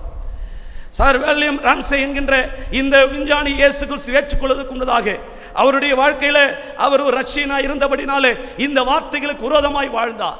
லூக்கா எழுதின சுவிசேஷ புஸ்தகம் தவறு என்றும், அதிலே எழுதின அந்த அப்போஸ்தலர் நடபடிகள் எழுதினது தவறு என்றும், இந்த லூக்காவும் தவறு என்று நிரூபிக்கத்தக்கதாக ஏறக்குறைய 3-4 ஆண்டுகள் எருசலேம் நகரத்துக்கு சென்று இஸ்ரவேல் நாளுக்கு சென்று இயேசு ஒரு கட்டுக்கதையின் கதாநாயகர் என்று நிரூபிக்க விரும்பினார். அவர் சொல்லுகிறார், ஏறக்குறைய அவர் 3-4 ஆண்டுகள் 1600 நாட்களாக அவர் அந்த இஸ்ரவேல் தேசத்தில் தங்கி அவர் எப்படியாகிலும் கிறிஸ்து ஒரு கட்டுக்கதையின் கதாநாயகர் என்று நிரூபிக்க விரும்பினார். நடந்த சம்பவம் என்ன தெரியுமா? அவர் அந்த சம்பவத்தை எழுத ஆரம்பித்து மெதுவாக அவர் எழுத ஆரம்பித்தார். கடைசியில் சொல்லி முடித்தார். அப்போஸ்தலர் நடவடிக்கைகள் புஸ்தகமும் லூக்கா எழுதின சுவிசேஷமும் அதில் இருக்கிறதே இயேசு கிறிஸ்துவும் இந்த உலகத்தில் வந்ததும் அவர் வாழ்ந்ததும் அவர் மரித்ததும் அவர் உயிர்த்தெழுந்ததும் உண்மையே இன்று அவர் எனக்குடைய சொந்த ரட்சகர் எழுதி முடித்தார். இவர் மூலமாக ரட்சிக்கப்பட்ட ஒரு நபர் தான் பென்கர் என்ற புத்தகத்தை எழுதினார். கிறிஸ்துவுக்குள் பிரியமான தேவனுடைய பிள்ளைகளே, இப்படி என் ஆண்டவராக இயேசு கிறிஸ்துவினுடைய புத்தகத்துக்கு விரோதமாய் யாரை யோசித்தாலும் அவர்கள் தோற்று போயிருக்கிறார்கள். சர் ஐசக் நியூட்டன் என்பவர் சொல்லுகிறார், நான் இயேசு கிறிஸ்துவினுடைய வேத புத்தகம் ஒரு நாள் கண்காட்சி, எல்லா புத்தகங்களும் கண்காட்சியில் வைக்கப்பட்டிருந்ததாம். உலகத்தில் இருக்க தலை சிறந்தவர்கள் எழுதின அத்தனை புத்தகங்களும் இந்த கண்காட்சியில் வைக்கப்பட்டிருந்ததாம். இயேசு கிறிஸ்துவின் வேத புத்தகம் அந்த ஹாலுக்குள்ளே வருவதற்கு முன்னதாக எல்லா புத்தகங்களும் தங்கள் மேன்மை பாராட்டி கொண்டிருந்ததாம். எப்போது இந்த வேத புத்தகம் உள்ளே நுழைந்ததோ அப்போது உலகம் இருக்கிற அத்தனை தலை சிறந்த புத்தகங்களும் சாஷ்டாங்கமாய் இந்த வேத புத்தகத்தை விழுந்து வணங்கினதாம். காரணம், இதுதான் வணக்கத்துக்குரிய ஒரே புத்தகம். கிறிஸ்துவுக்குள் பிரியமான தேவனுடைய பிள்ளைகளே, இந்த வார்த்தைகளை கை கொள்ளுகிற மனுஷன் பாக்கியவான் என்று எழுதியிருக்கிறாரே. இயேசு கிறிஸ்துவுக்குள் பிரியமான தேவனுடைய பிள்ளைகளே, இதுவரைக்கும் 10 பில்லியன் பிரதிக்கு மேலாக உலகத்தில் அச்சரிக்கப்பட்ட ஒரே புத்தகம் இந்த ஆண்டவராக இயேசு கிறிஸ்துவின் வேத புத்தகம் தான். இயேசு கிறிஸ்து ஒரு புத்தகத்தை எழுதவில்லை, ஆனால் இயேசு கிறிஸ்துவை பற்றி எழுதின புத்தகம் தான் உலகத்திலே அதிகம். இயேசு கிறிஸ்துக்கு என்று ஒரு வீடு இருந்ததில்லை, ஆனால் இந்த உலகத்திலேயே திருச்சபை இயேசு கிறிஸ்துவினுடைய ஆலயம் தான் உலகத்திலே அதிகம். இயேசு கிறிஸ்துக்கு என்று ஒரு குடும்பம் இருந்ததில்லை, ஆனால் இன்றைக்கு அவர் ஏற்றுக்கொண்ட குடும்பம் தான் உலகத்திலே கோடான கோடி மக்கள். இயேசு கிறிஸ்து தனக்கென்று ஒரு பாடலை பாடவில்லை, ஆனால் இயேசு கிறிஸ்துவை பற்றி பாடின பாடல்கள் தான் உலகத்தில் அதிகம். இயேசு கிறிஸ்து தனக்கென்று ஒரு இராணுவத்தை ஏற்படுத்திக் கொள்ளவில்லை, ஆனால் இன்றைக்கு உலகத்தில் இயேசுக்காய் மரிப்பேன் என்று சொல்லி துணிவாய் நிற்கக்கூடிய சேவகர்கள் தான், இராணுவ வீரர்கள் தான் உலகத்திலே அதிகம். இயேசு கிறிஸ்துக்கு என்று ஒரு பல்கலைக்கழகம் அவர் நிறுவவில்லை, ஆனால் இன்றைக்கு உலகத்திலேயே இறையியல் கல்லூரி தான் உலகத்திலே அதிகம். இயேசு கிறிஸ்து எந்த ஒரு மெடிக்கல் காலேஜையும் உருவாக்கவில்லை, ஆனால் இன்றைக்கு இயேசு கிறிஸ்துவினுடைய நாமத்தை சொன்னால் தேவனால் இயேசு கிறிஸ்துவினாலே சுகமாக்க முடியாத வியாதி இந்த உலகத்தில் இல்லை. இயேசு கிறிஸ்துவுக்கு என்று ஒரு ஆபீஸ் அவர் வைத்திருக்கவில்லை, ஆனால் இன்றைக்கு இயேசு கிறிஸ்துவினுடைய ஊழிய அலுவல்கள் தான் உலகத்திலே அதிகம். இயேசு கிறிஸ்து 200 மைல் தூரத்துக்கு மேலே பிரயாணம் பண்ணவில்லை, ஆனால் இன்றைக்கு ஆண்டவராக இயேசு கிறிஸ்துவின் சுவிசேஷம் செல்லாத ஊர்கள் இல்லை, கிராமங்கள் இல்லை. அல்லேலூயா. 200 மைலுக்கு தூரம் என் அப்பன் பிரயாணப்படவில்லை, ஆனால் என் அப்பனுடைய சுவிசேஷம் போகாத இடங்கள் இந்த உலகத்தில் இல்லை என்பதுதான் சத்தியம். இந்த சுவிசேஷம் உலகம் எங்கும் அறிவிக்கப்படும் போது என் வருகை வரும் என்று சொன்னார். அப்படியானால் இயேசு வரப்போகிறார் என்பதில் எந்த மாற்று கருத்துமே கிடையாது. இதெல்லாம் நான் இன்ட்ரோடக்ஷனாக சொன்னதுதான். இப்போ இந்த பாயிண்ட்ஸை மட்டும் சொல்லிட்டு முடிக்கிறேன். சத்தியத்தை கேட்கும் போது மட்டும் நமக்கு ரொம்ப வலிக்க ஆரம்பிக்கும், ரொம்ப நேரம் போகிற மாதிரி தெரியும். அடுத்தவங்க வீட்டு கதையை பேச சொன்னால் 3 மணி நேரம் கூட மூச்சு விடாமல் பேசுவோம். நம்ம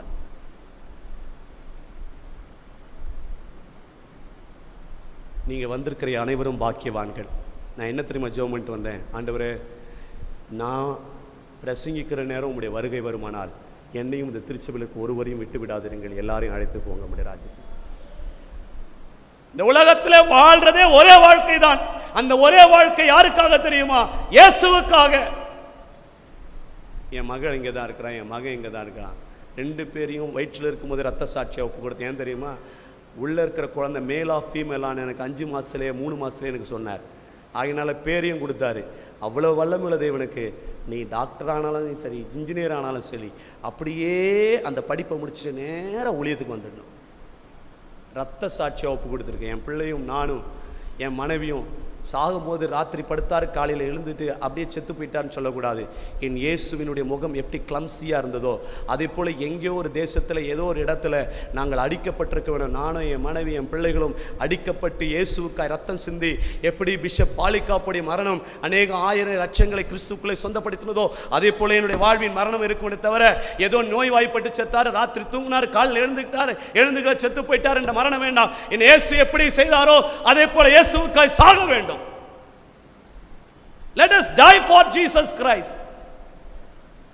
வாழ்ந்தால் இயேசுவுக்காக, மரித்தாலும் இயேசுவுக்காக. வாழ்ந்தாலும் இயேசுவுக்காக, மரித்தாலும் இயேசுவுக்காக. இருக்கா? பாடுறாங்களா? பாட்டு தெரியாதா? வாழ்ந்தாலும் இயேசுவுக்கு தான், மரித்தாலும் இயேசுவுக்கு தான். Let me live for Jesus, let me die for Jesus. கிறிஸ்துவுக்குள் அன்பான தேவனுடைய பிள்ளைகளே, இந்த 22ஆம் அதிகாரத்தில் 3 இடங்களில் அதை சொல்லப்பட்டிருக்கிறது. முக்கிய காரணம், ஒவ்வொன்றிலும் அவர் ஒவ்வொரு காரியத்திலே உங்களை ஆயத்தமாக இருக்க சொல்கிறார். முதலிலே 22ஆம் அதிகாரம் 7ஆம் வசனம் அவர் சொல்லும் பொழுது, இந்த வார்த்தைகளை, இந்த தீர்க்கதரிசன வார்த்தைகளை நீங்கள் கைக்கொள்ளுகிற மனுஷன் பாக்கியவான் என்று சொல்கிறார். என்றால் எதன் அடிப்படையில் என்றால், கிறிஸ்துவுக்குள் அன்பான சகோதரனே சகோதரியே, நான் வரப்போகிறேன், நான் வரும்பொழுது என்னுடைய வார்த்தையின் அடிப்படையில் நீ ஆயத்தமாக இருக்க வேண்டும்.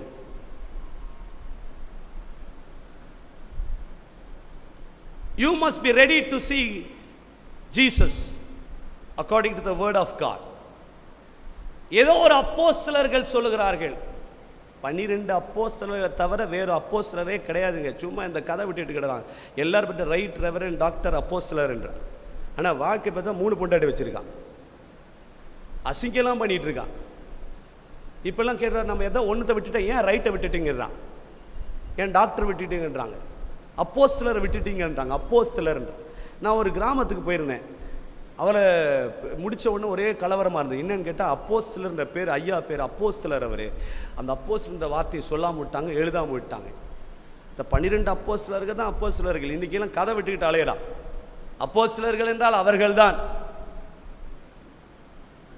இதைக்கெல்லாம் தீர்க்கதரிசன பேர்வையில் போர்வையில் எத்தனை மனிதர்கள் இன்னைக்கு நிறைய பேர் பைபிளை படிக்கிறாங்களோ இல்லையோ, டிவியை திறந்து வச்சுக்கிட்டு ஐயா அதனால் சொல்ல மாட்டாரா, பேரை கூப்பிட மாட்டாரான்னு காத்துக்கிட்டு இருக்கிறாங்க.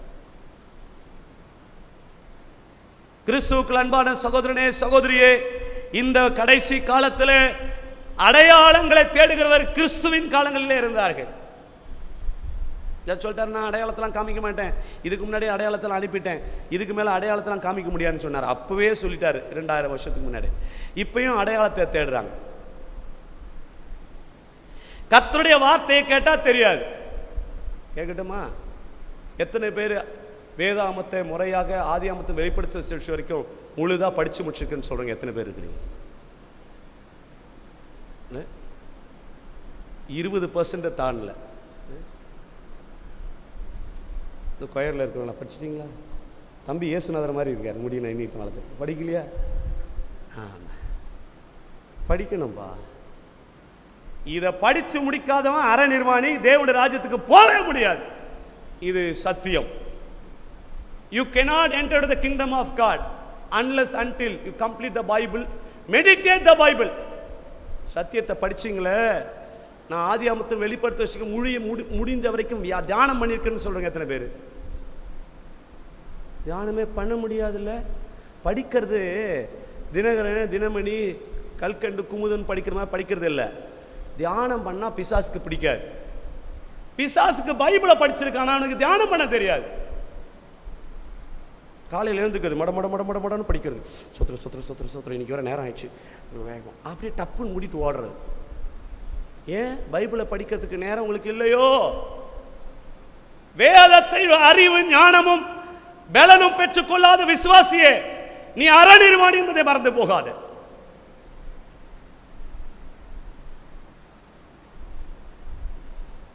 நீங்கள் சந்திக்கிற ஊழியக்காரருடைய வார்த்தையின் அடிப்படையிலோ, பாஸ்டர் மல்கியா என்ற நபருடைய அடிப்படையிலோ, இல்லது தீர்க்கதரிசிகள் அப்போஸ்தலர் என்று உங்களுக்கு தீர்க்கதரிசனம் உரைத்துக் கொண்டு வார்த்தையின் அடிப்படையிலோ கர்த்தர் கேள்வி கேட்க போவதில்லை. இந்த வார்த்தையின் அடிப்படையில் தான் கேள்வி கேட்க போகிறார். Hallelujah. God is going to ask you question according to the word of God. Syllabus இந்த கையில கொடுத்திருக்கிறார். இதன் அடிப்படையில் தான் உங்களை நியாயம் தீர்க்க போகிறார். கிறிஸ்துவின் வருகை மிக சமீபமாக இருக்கிறது. இதை நீங்கள் வாசிக்க கூடுமானால் வீட்டில் போய் வாசித்து பாருங்க, தெளிவாக எழுதப்பட்டிருக்கிறது.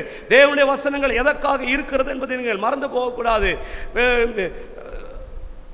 2 தீமோத்தேயு 3ஆம் அதிகாரம் 16, 17 வசனங்கள் சொல்லுகிறது, இந்த வார்த்தைகளும் தேவ ஆவியினால் அருளப்பட்டு இருக்கிறது என்று சொல்லி, தேவ மனுஷன் தெரிந்தவனாகவும் அவன் வாழ்க்கையை சீர்திருத்துவதற்கும் அவனை நல்ல மனிதனாய் மாற்றுவதற்காகவும் தான் இந்த வார்த்தை கடிந்து கொள்ளுதலுக்கும் சீர்திருத்தலுக்கும் கொடுக்கப்பட்டிருக்கிறது என்று சொல்லப்பட்டிருக்கிறது. ஆனால் படிக்காத பையனுக்கு நீ பாஸ் பண்ணுற, நீ 1200க்கு 1150 எடுப்பேன்னு சொல்லி தீர்க்கதரிசனம் சொல்லிக்கிட்டு இருப்பாங்க. கர்ப்பப்பையே எடுத்தவங்களுக்கெல்லாம் மேலே கை வச்சு உனக்கு அடுத்த வருஷம் குழந்தை பிறக்குன்னு சொன்ன ஆளுங்களாம் எனக்கு தெரியும். அந்த மாதிரி திரு முழிச்சிருக்குது. என்னடா நமக்கு தான் ஏற்கனவே கர்ப்பப்பையை எடுத்துட்டாங்களே, இவர் என்ன இவ்வளோ பெரிய பெரிய ஆகாச புழு புழுவெல்லாம் பண்ணுவான். நீங்கள் மேலே கை வச்சாங்கன்னு வச்சுடுங்க, இல்லாத கலையெல்லாம் ரீல் விடுவாங்க. இன்றைக்கி நிறைய பேர் இருக்காங்க அப்படி போய் எல்லாருக்கும் தலையை காட்டிகிட்டு இருக்கிறது. ஆனால் நம்ம பாஸ்டரை பார்த்தா மட்டும் ஐயாவுக்கு இன்னும் ஆவி இல்லை, அவர் எதுவும் நமக்கு ஆவியே வரமாட்டேங்கன்றான். அதனால் இங்கே சர்ச்சை முடிச்சுட்டு நிறைய பேர் வேறு சபைக்கு போகிறான். என்னென்னா இதில் திருப்தி அடைதில்லை, குரங்கு புத்தியாக இருக்குச்சு ஆளுங்க, அன்சாட்டிஸ்ஃபைடு மைண்டு. இங்கே ஆலயத்தில் இருப்பான், முதல் வாரம் இங்கே வந்து திருவிருந்து எடுக்கிறது, 3 வாரம் ஆளை காண மாட்டேன். ஏன்னா நாங்கள் ஆவியின் ஜபத்தில் நல்ல ஒரு அபிஷேகம் நிறைஞ்ச ஆவிக்குரிய தரவை. யாருங்க ஆவிக்குரிய திருச்சபை? யார் சொல்லிக் கொடுத்தா இந்த மாதிரி வினோதமான வார்த்தையெல்லாம் கேட்டால் ஆவிக்குரிய திருச்சபைக்கு நாங்கள் போகிறோம். அது வெறும் பாட்டு மட்டும்தான் இங்கே விட அங்கே டிஃப்ரெண்ட்டு. இன்னும் சொல்லக்கூட போனால் இங்கே இருக்கிற ஐயா வச்சு நீங்கள் ஏதாவது கேள்வி கேட்கலாம். அங்கே ஏதாவது கேள்வி கேட்டால் சகல சாபம் உண்மையில் வருவதாக, அதோடு முடிஞ்சு போது உன் கதை. கை கால் விளங்காமல் போவாயாக, கடைசி காலத்தில் நாக்கு இழுத்து சாவாயாகமா, அதோட முடிஞ்சு போகும்போது உன் கதை. ஐயோ ஐயா என்ன சபிச்சுட்டா, ஒரே ஓட்டம் ஓடிட்டு. அதுவே உங்கள் பாஸ்டர் சின்ன லைட்டாக ஒரு பிரசங்கத்தை எடுத்து விட்டா, இவர் என்னையே குத்துற மாதிரி பேசுகிறான்னு பேசுறீங்களே. நீங்கள் போகிற அந்த ஆவிக்குறி திருச்சி லைட்டாக நீங்கள் வாயை திறந்து பாருங்கள், உங்கள் வாயை சபிச்சே மூடிடுவார். பயமுறுத்தியே வச்சிருக்கான்.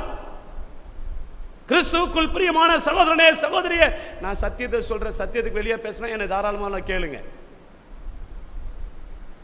உலகத்தின் வார்த்தையின் அடிப்படையில் ஒரு அற்புதம் யாரால நடந்துச்சுன்னா அது தேவனால் நடந்துன்னு நினைங்க. உடனே ஐயா வந்தார்னா எல்லாம் நடக்கும்னு சொல்லி நினைக்காதீங்க. ஒரு பிரசங்கியார் பிரசங்கம் பண்ணுறாருன்னா அது பாஸ்டர் மல்கியாவே விட இருக்கட்டும், பேசிட்டாருன்னா தூக்கி தலைமையில் வச்சுக்கூடாது. நான் ஒரு அற்பமான மனுஷன், ஐயா வந்தால் நல்லா இருக்கும்னு சொல்லக்கூடாது. உங்களுடைய வார்த்தையினாலே நான் விழுந்து போயிடக்கூடாது. அதனால ஜாக்கிரதையாக இருக்கும். கிறிஸ்துவுக்குள் பிரியமானவர்களுக்கு கொடுக்கப்பட்ட நேரம் முடிந்தாயிடுச்சு. கர்த்தருக்கு ஆமாம் ப்ரைஸ் எல்லாம் ஒரு 10 மினிட்ஸ் மட்டும் எடுத்துக்கலான்னு நினைக்கிறேன். ஐயா கிட்ட திரும்பி பார்க்காம முடிச்சிடும்.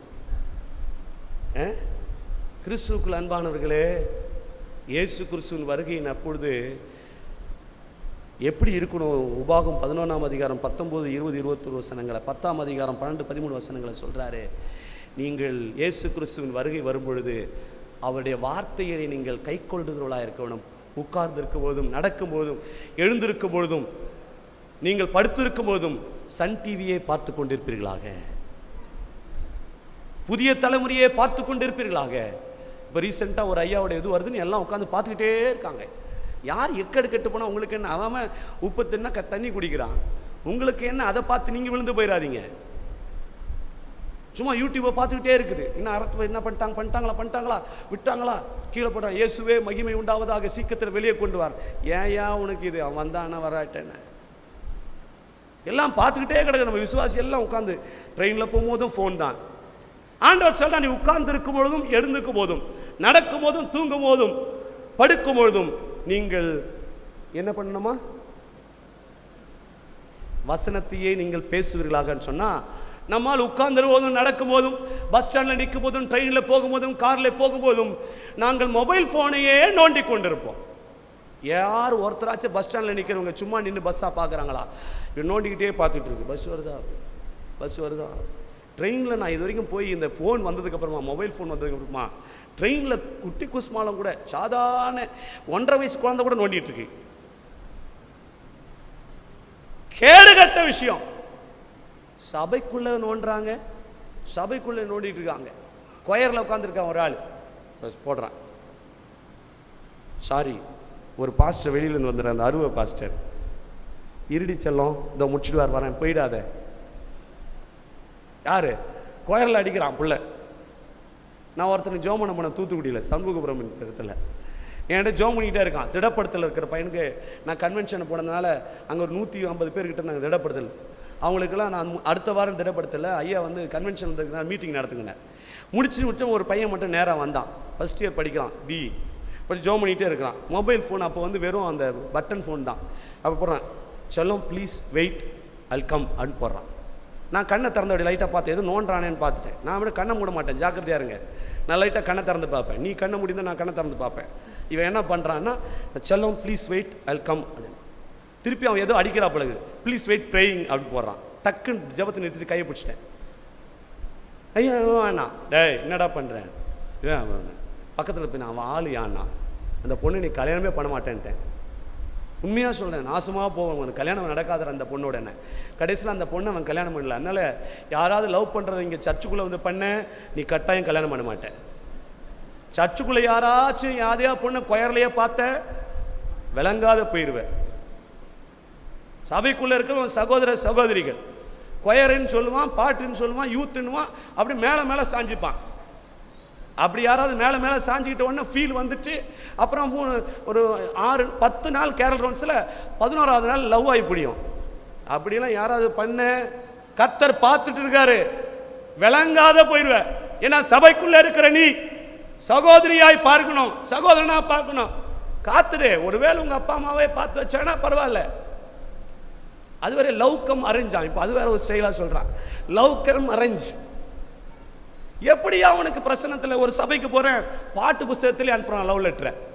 சே, இங்கே உட்காந்துட்டு அட்டகாசம் பண்ணுற ஊழியக்காரர் சொன்னால் அவனுக்கு வெறுப்பாக தெரியுது. இப்போ கொதிக்கிற ரத்தம் அப்படி தான் இருக்கும். கடைசியில் அந்த பொண்ணை கல்யாணம் பண்ணிட்டு சர்ச்சுக்குள்ளே நீ அப்படியே பூனை மாதிரி பின்னாடி போகும்போது அசிங்கமாக இருக்க போகுது. அப்படி முறைப்பான், முறை பொட்டி பாம்பு மாதிரி இருப்பான்.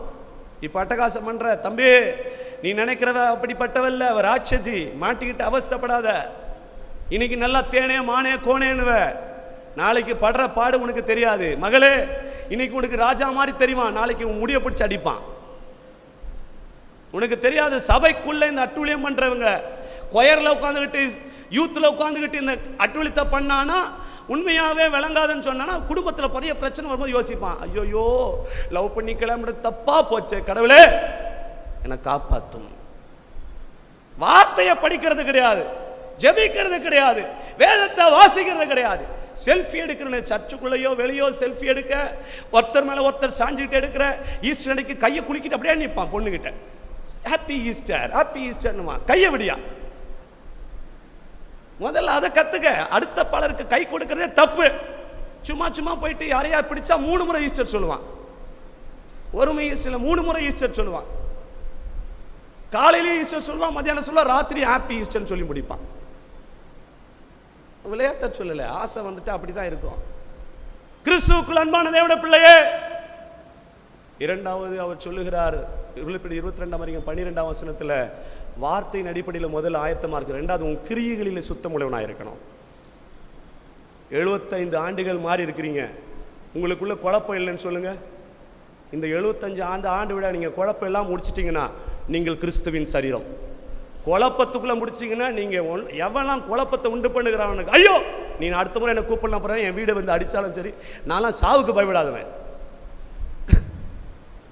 ஆரம்பிக்கும் போது இது சரியில்லை அது சரியில்லை. அவன்லாம் யார் தெரியுமா? யார் சொல்லுங்க? நெகேமியாக்கு வந்தான், சன்பல்லாத் தொபியா. நீ கட்டுகிற அந்த மதில் பூனை ஏறி போனாலே விழுந்து விடும் சொல்றான். நீங்கள் 75வது ஆண்டு விழா கொண்டாடுகிறீர்களே, இது விளங்காமல் போயிடுமா? நீங்க கவலைப்படக்கூடாது, லெஃப்ட் அண்ட் ரைட் போயிட்டே இருக்கணும். அல்லேலூயா. டே சொல்லுவான், இந்த ஐயர்வாளை மாத்திரவரை கூட மாட்டேன், ஏன்னா நாங்கள் கோல் ஓச்சினவங்களாக்கும், நாங்கள் கொட்டை போட்டவங்களாக்கும் இயேசுவின் நாமத்தினால். இப்படியெல்லாம் திருச்சபையை அலங்கோலப்படுத்துகிற ஆவியே, இயேசுவின் வருகையில் வரும்போது கர்த்தர் கணக்கு கேட்பார். உன் கிரியைகளுக்கு தக்கதான பலன் வருகிறது. உன் நிமித்தம் சபையின் விசுவாசி ஒருவன் இடர் அடைவானால் கர்த்தர் உன்னை கணக்கு கேட்பாராக. ஏதோ நடக்குது, நடந்துட்டு போதும் சுவாமின்னு நம்ம ஜெபம் பண்ணிட்டு போனோம். அல்லேலூயா. அப்படியே உங்களுக்கு ஏதாவது தப்பாக தெரிந்தால் முழங்கால் போயிட்டு ஜெப சமூகத்தில் ஜெபிக்கணும். இதில் ஏதாவது குறையந்தான் என்னை வந்து நான் வெளியில் பாருங்கள், இந்த சர்ச்சில் இல்லை, நான் வெளியில் போய் நிற்கிறேங்க, என்கிட்ட வந்து பேசுங்க. சப்பு வளாகத்துக்குள்ளே நான் பேசவே மாட்டேன். சபா வளாகத்துக்குள்ளே நீங்கள் என்கிட்ட பேசுனீங்கன்னா நான் ஊமையன் ஆகிடுவேன். நீங்கள் வெளியே வந்து என்கிட்ட விளக்கம் கேளுங்க, என் ஃபோன் நம்பர் எடுத்துக்கங்க.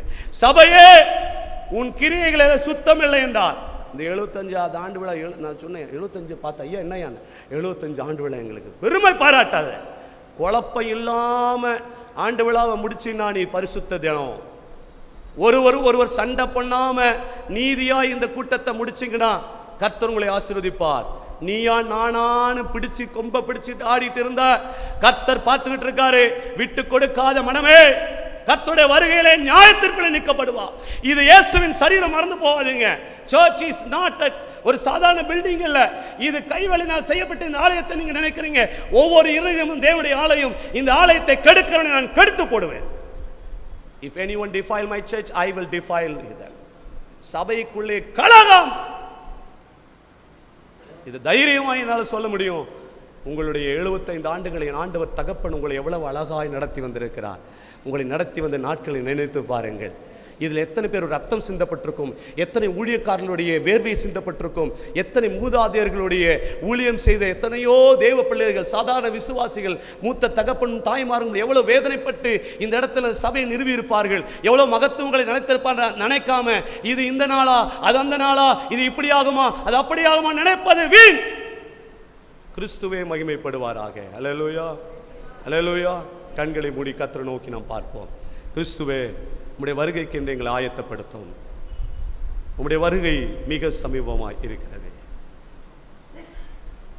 நானே உங்கள் பரிகாரியான கர்த்தர். கிறிஸ்து வருகையில் அவர் வார்த்தையிலே உங்களை ஆயத்தமாக இருக்க சொல்கிறார். கிறிஸ்து வருகையில் அவருடைய பிள்ளைகளாகி நம்முடைய கிரியைகளில் ஆயத்தமாக இருக்க சொல்கிறார். மூன்றாவது, கிறிஸ்துவின் வருகையில் அவர் உங்களையும் என்னையும் தன்னுடைய பிள்ளைகளுடைய கிறிஸ்துவின் நாள் நிச்சயமாக இருக்கிறபடினாலே ஆயத்தமாக இருக்க சொல்கிறார். Let us be ready according to the word of God. நம்முடைய செய்கைகளிலே நாம் ஆயத்தமுடையவர்களாக மாறுவோம். கிறிஸ்துவின் வருகை மிக நிச்சயமாக இருக்கிறபடினாலே ஆயத்தமாகுவோம். ஆண்டவரே, இந்த வருகையில் எங்களை நீர் சேர்த்துக்கொள்ளும். இந்த வருகையில் எங்களை விட்டு விடாதும் என்று சொல்லுகிறவர்கள் இருப்பீர்களானால், ஆண்டவரே, உம்முடைய வார்த்தையில் எங்களை சுத்தமாய், உம்முடைய வார்த்தையில் நாங்கள் ஆயத்தமாக இருக்க எங்களை பயன்படுத்தும். எங்கள் கிரியைகளில் நாங்கள் சுத்தமாய் வாழ எங்களை பயன்படுத்தும் என்று சொல்லுகிறவர்கள் இருப்பீர்களானால் உங்களை வலது கரத்தை உயர்த்தி காண்பிக்கலாம். ஆண்டவரே, என்னை பரிசுத்தமாக்கும். என்னை உம்முடைய வருகையிலேயே கைவிட்டு விடாதையும். என்னை உம்முடைய பிள்ளையாக என்னை மாற்றும் என்று சொல்லுகிறவர்கள் வெட்கப்படாமல் தேவனுக்கு முன்பதாக இன்றைக்கு நீங்கள் வெட்கப்படுவீர்கள் என்றால், இந்த இடத்துல பிதாவுக்கு முன்பதாக கிறிஸ்து உங்களை குறித்து வெட்கப்படும் நாள் வரும். உம்முடைய வருகையில் எங்களை கைவிட்டு விடாதையும். அப்படிப்பட்ட கைவிடப்படுகிற வாழ்க்கை எனக்கு வேண்டாம் என்று சொல்லுகிறவர்கள் இருப்பீர்கள் வலது கரத்தை உயர்த்தி காண்பிக்கலாம். Praise the Lord. Thank you Jesus. இன்னும் யாராவது, இயேசுவே, இந்த ஆலயத்தின் நன்மைக்கு என்னை பயன்படுத்தும், இந்த ஆலயத்துடைய மகிமைக்கு என்னை பயன்படுத்தும். இந்த ஆலயம் உங்களுடைய சரீரம் என்பதை உணர்ந்திருக்கிறேன். என் நாவு, என் சிந்தை, என் எண்ணங்கள் உங்களுடைய ஆலயத்துக்கு உகந்ததாக இருக்கட்டும். இந்த பாடலை பாடுகின்ற பொழுது ஒப்பு கொடுத்த பிள்ளைகள் வெட்கப்படாமல் அப்படியே எழுந்து நிற்கலாம். அவர் உரைத்த அடையாளங்கள் எல்லாம் தவறாமல் நடக்கின்றதே. அவர் உரைத்த அடையாளங்கள் எல்லாம் தவறாமல் நடக்கின்றதே.